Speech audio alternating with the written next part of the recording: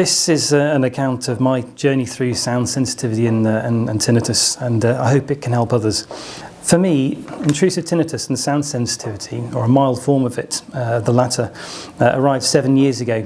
Thankfully, I've been free from sound sensitivity for about 6 years, but until habituating last year, I was almost continually aware and troubled by tinnitus. I first noticed a small amount of intermittent tinnitus in my right ear while I was in a quiet room, and this gradually became more persistent over the period of about a week. I'm vigilant about medical issues because of my occupation as a helicopter pilot, and I was particularly concerned here as I understood tinnitus to be incurable. I saw the doctor, who said my ears were full of wax and needed irrigating. I was given ear drops and told to return in a few days' time. The irrigation itself was professionally conducted and uneventful, and lots of wax came out. Afterwards, all seemed normal, although I could still hear my tinnitus, but much quieter, likely because external sounds could now get through. While my attention was still strongly drawn by tinnitus, it was sound sensitivity that was worse. I found fairly modest levels of noise difficult to tolerate, such as in bars or when driving. After flying, my ears would be buzzing for the rest of the day, although there was usually a reset after a night's sleep. I couldn't have flown for another 2 weeks due to the discomfort. In fact, I had to stop 3 times during the drive home the next day due to the pain. Briefly then on my tinnitus. This has 2 distinct sounds. The first is a steady tone, but the second is more changeable, a sort of mix of hissing, clicking and swooshing, which is difficult to describe. The level of noise is variable, ranging from the faintly audible to the level of a noisy refrigerator. Whatever the level of noise, however, I'd always hear my tinnitus even in fairly noisy environments, in a similar way to how your name can be picked out among the noise of a busy bar. I developed the habit of using an earplug in my worse right ear, but this probably only served to maintain the sound sensitivity. I'd often start long car journeys without any earplugs, but after a spell on the motorway, my tinnitus would increase, necessitating, or so I thought, some earplugs. On overseas detachments, we would sometimes kill time by playing rounds of the game Would You Rather, where someone must decide between 2 usually ridiculous and revolting hypothetical options. In a similar way, I now find myself wondering if the option were available, what body parts I would sacrifice to be rid of my ear problems. I concluded something like my dominant hand plus most of the arm, probably not a leg, possibly an eye. Sound sensitivity and tinnitus are not trivial. At one point I was told there wasn't much that could be done. Incorrect prognoses like these can cause distress and can help tinnitus take hold. And I eventually found my way to a defence audiologist who's been nothing short of a saint. I had been suffering now for about a year and things had steadily got worse. To give an idea of how things were, I struggled with the noise of our baby, covering my ears when he screamed, which wasn't easy when changing his nappy. A fire alarm at work that went off once left me in pain for a week. I donned ear defenders and took Nurofen to manage the 2-hour drive to the appointment. On the day of the appointment, my tinnitus was bad. The defence audiologist, Mary, explained how I'd become sensitised to sound and how tinnitus had taken hold. She'd seen many similar cases and she detailed the pathway to recovery.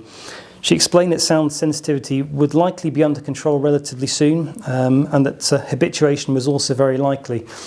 She couldn't, however, and for good reasons, give definitive timescales.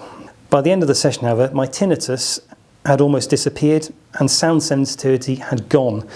I was able to discard the ear defenders for the return journey and listen to music for the first time in a year. Sensitivity did return a few days later, but not to the same degree, and it disappeared almost entirely after the second appointment.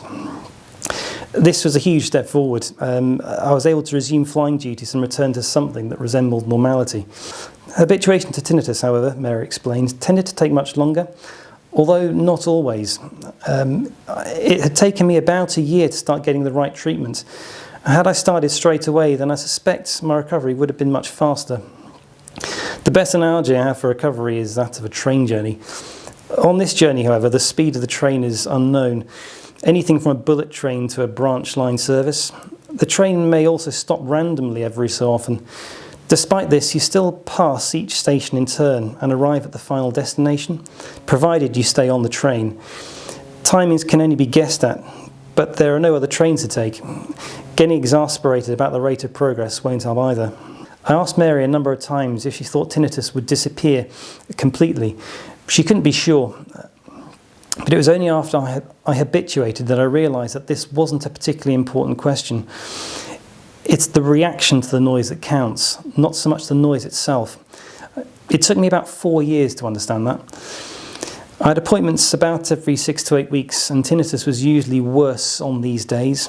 This was no surprise to Mary, who explained that this was from a heightened awareness of tinnitus due to the appointments.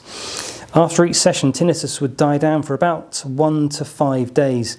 It often reduced significantly while in her office, but sometimes it didn't, although it was almost always diminished on waking up the next day.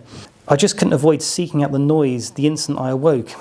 Mary explained this as the brain's systems check, an evolved mechanism to rapidly scan for threats and to fight or flee if needed.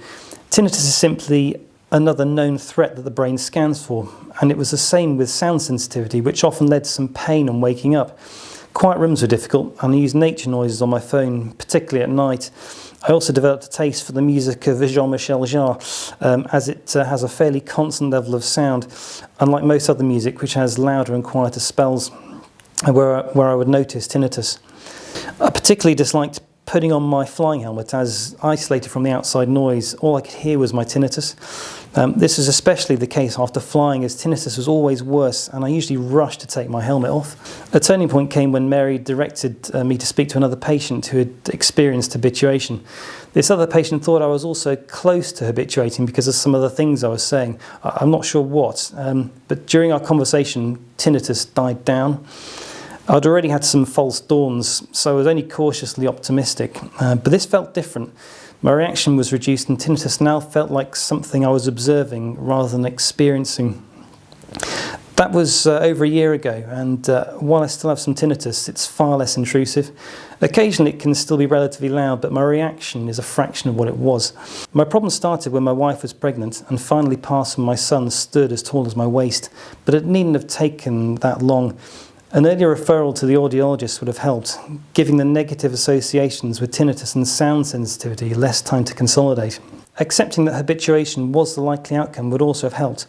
You don't mind so much being on a slower train if you're sure of the destination. My recovery was also impacted by the COVID pandemic, which I think may have lengthened it. I hope this account can help others and make the journey to recovery a bit quicker and smoother.